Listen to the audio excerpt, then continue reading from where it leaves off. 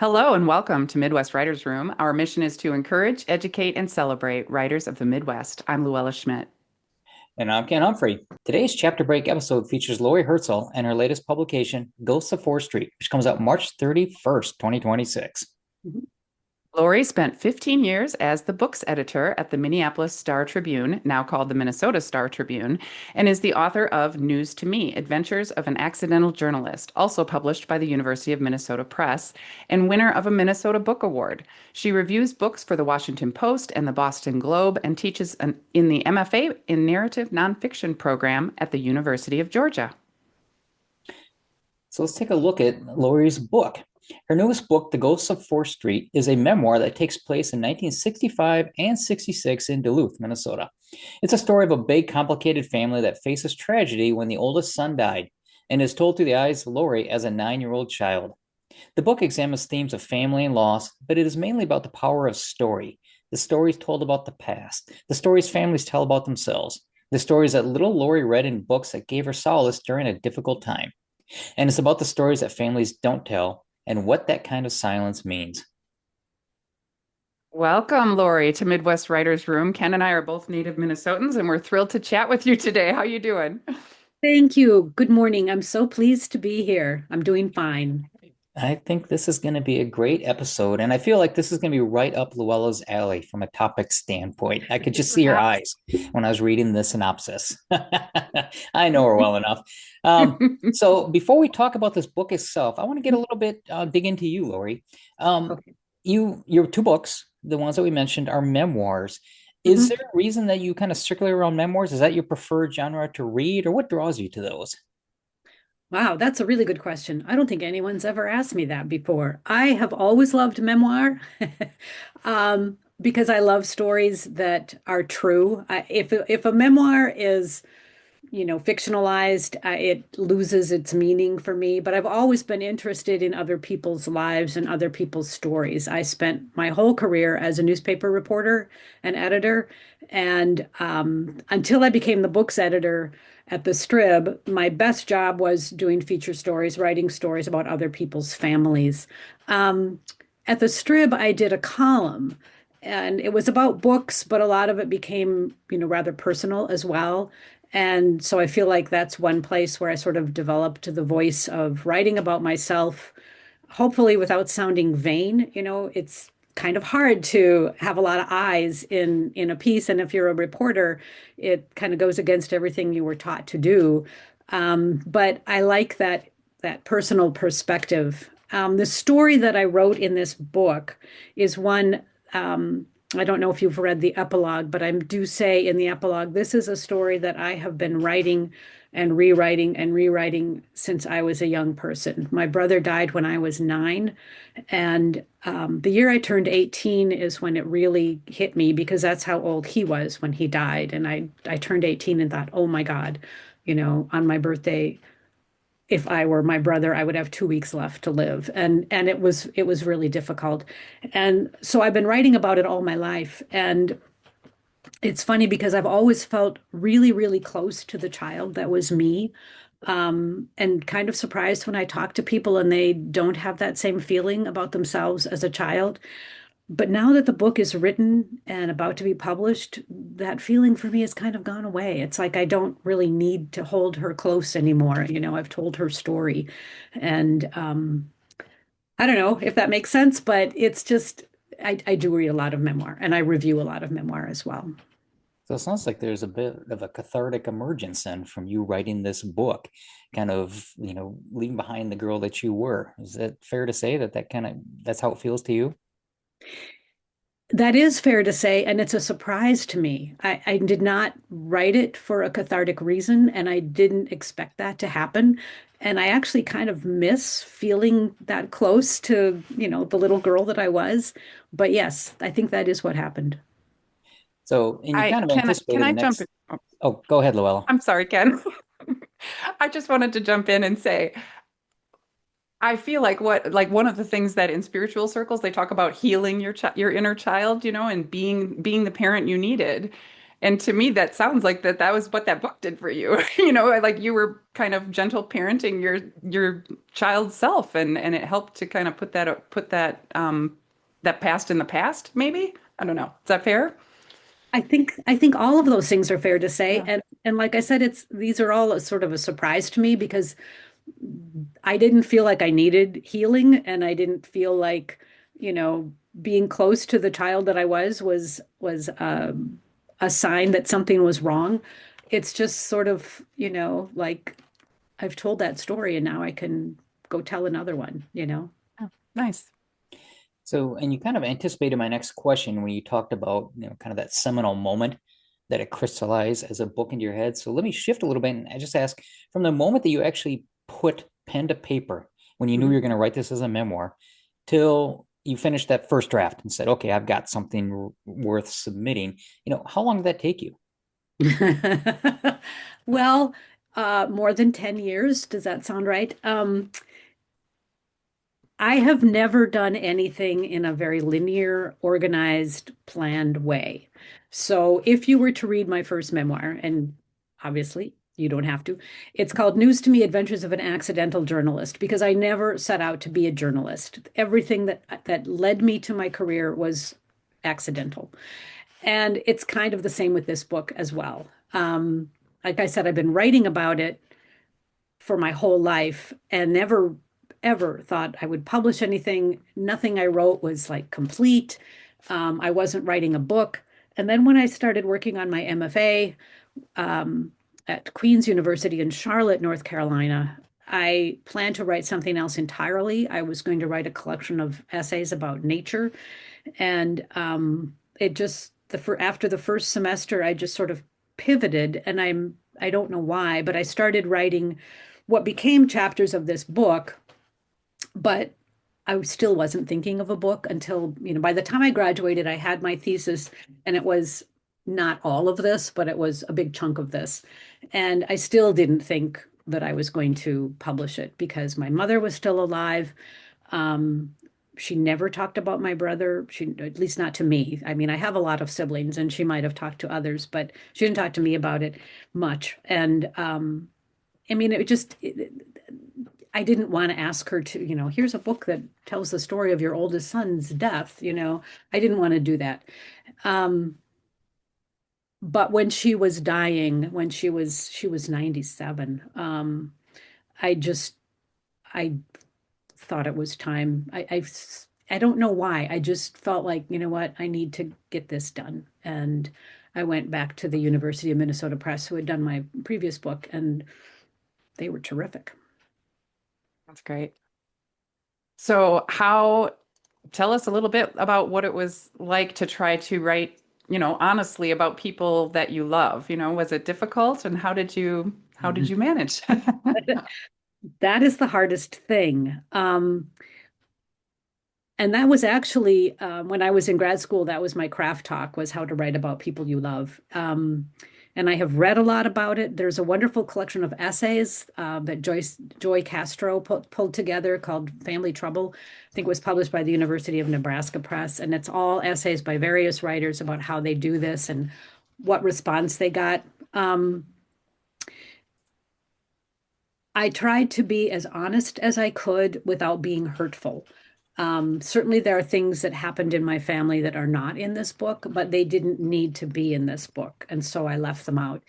Um, my siblings, I have a lot of siblings, and for various reasons, when it came time to publish the book, I decided to give them all pseudonyms. And I felt really uncomfortable about that, but I also felt uncomfortable about using their real names because not all of them wanted to be in a book. And, it's like with Google, it's like initially back in the day, you could write a book and it could have someone's name in it and they would never know or they would never see it or their friends would never see it and it would not be a big deal, especially if, the books I write, very small books, it's not going to be a bestseller. But with Google, you could Google anything and you would find the book and you would find that they were in the book. And if they didn't want to be in the book, I didn't feel right about that. So giving them fake names felt awkward as well. because like I said, if a memoir is part fiction, then to me, it's no longer a memoir. It's not useful.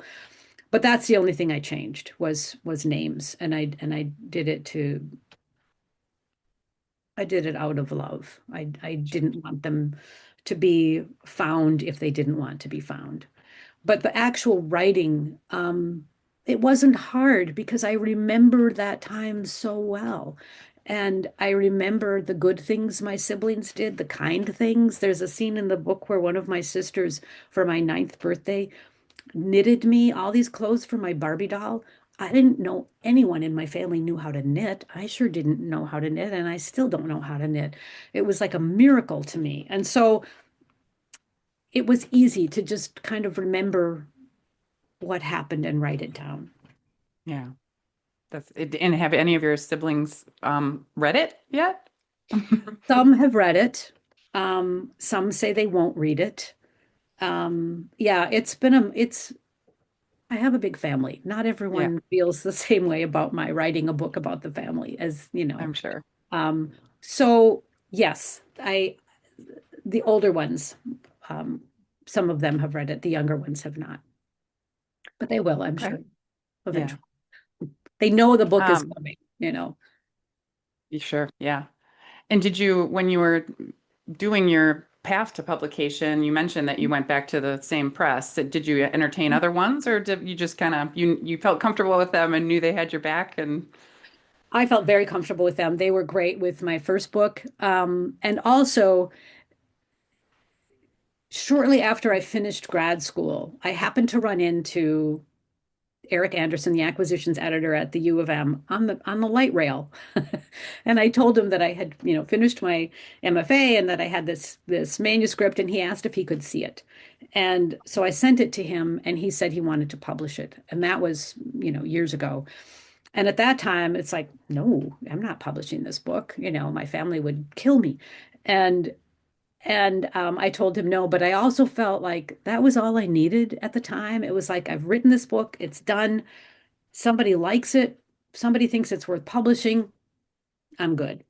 And I was good for a long time. I just kind of forgot about it, really. It was like on my hard drive somewhere, but I didn't really think about it until, like I said, when my mother was dying. And then I thought, what am I waiting for? I might as well do this. So he was the only one I talked to about publishing. I just find that fascinating. That is an unusual path, Ken, that we do not usually hear. You got a yes, and you were like, no, thanks. Yeah. Nothing I have ever done in my life has been usual. I think it's I like that about you, I think. all been accidental. Is Laurie bringing receipts for her statements? That's right. All right. So we are doing a chapter break, which means Laurie is going to read a little bit of her memoir, Ghosts of Fourth Street. So tell us where in your story you're going to read from to orient us, and take it away when you're ready. This will be a chapter. This is part of a chapter. In 1959, my family was living in Kentucky, which is where I was born. My father either lost his job or quit his job. It's not clear which. And the whole family moved back to St. Joseph, Missouri, which is where my parents were from. And we moved into my grandmother's house in St. Joe. There were, at that time, 7 kids, and my mother was pregnant with twins. So it was a lot. And the house was haunted. So that's where ghosts come from in the title. These are ghosts, man. I'm not going to say ghosts if they're just like memories. These are ghosts. So that's what I'm going to read from is the summer we lived in St. Joe and there were ghosts.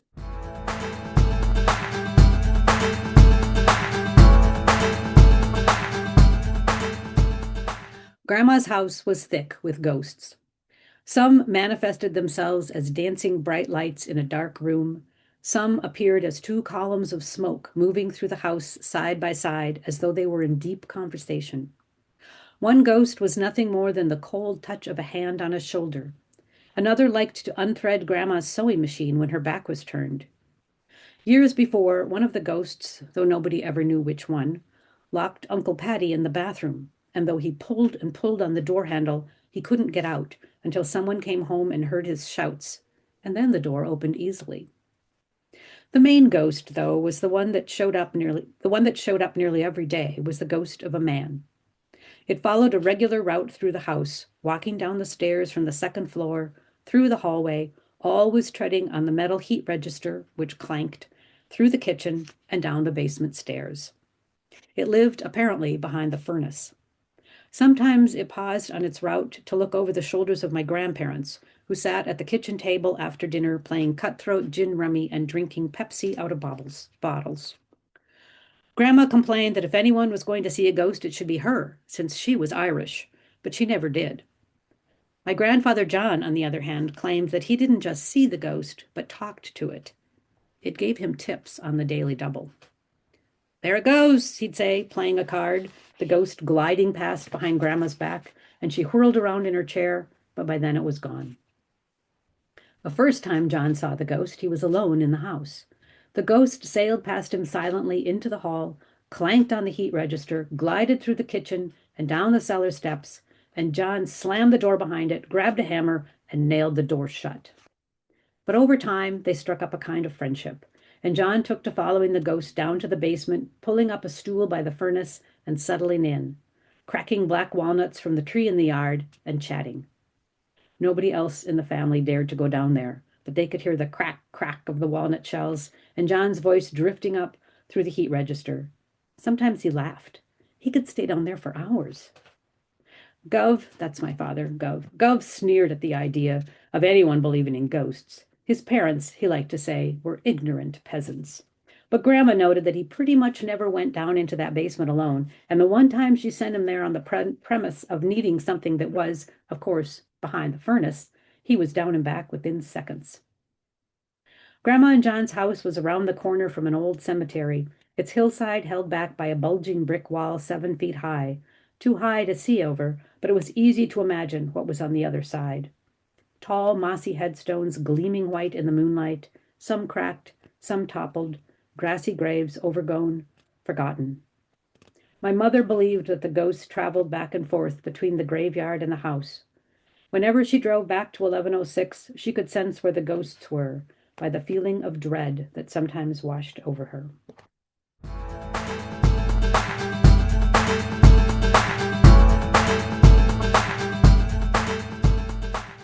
That was fun. I kind of wanted more.